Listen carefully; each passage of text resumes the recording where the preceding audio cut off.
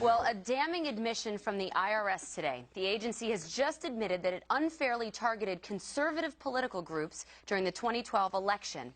Here's one of its officials, Lois Lerner. They used names like TeaParty or Patriots, and they selected cases simply because the application had those names in the title. That was wrong. That was absolutely incorrect. It was insensitive, and it was inappropriate. That's not how we go about selecting cases for further review. We select them for further review because they need further review, not because they have a particular name. Oh. Unbelievable. Tea Party groups were singled out and audited if they had Tea Party or Patriot in their name, specifically, Greg, during the 2012 election. This story is huge. I think it's pretty big, and you always know a big story when the New York Times and everybody else mocks it. And these guys were mocked by the mainstream media, the Tea Partiers, and just the way Benghazi was mocked. So you learn, A, you cannot trust the mainstream media on stories like this. You got to look to FNC or Breitbart or The Blaze or places like that to find the truth. But this was mocked, and now it's real.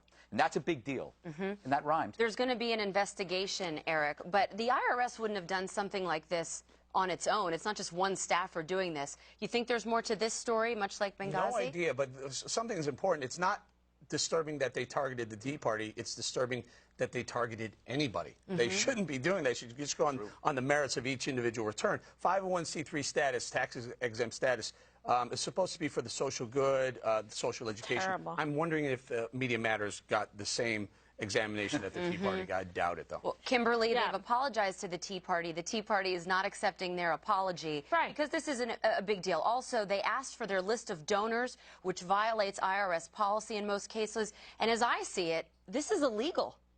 Yeah, it's illegal completely, and the fact of the matter is, should be getting a ton of press coverage right now, because the fact that they would isolate out certain Americans and groups based on their political beliefs is unconscionable. That's the problem with this. I mean, what country are we living in that this is just so blatant, so obvious? And then, as my little boy would say, sometimes sorry isn't good enough. That's the thing. They want to say sorry. It's not okay. What do you think? What did you do to your son? She had a review of her during son. the Jay Carney press conference. No when he more was getting peanut grilled butter. About, who took this peanut butter? Juan. Yes. Focus, Juan. Focus, Juan. Focus. We're on television. Yes. I know. We're having fun. Seat. Okay. During the Carney press conference, he was getting hammered on Benghazi. He got a question about the IRS. He actually looked relieved to answer a question on this story. But Juan, I think this is just as bad. I mean, no one died, but this is a huge deal. This is a huge deal. What do you mean, Justice? Anyway, we disagree on Benghazi. But on this, I think you got a situation where you do not want the government targeting people because of their politics.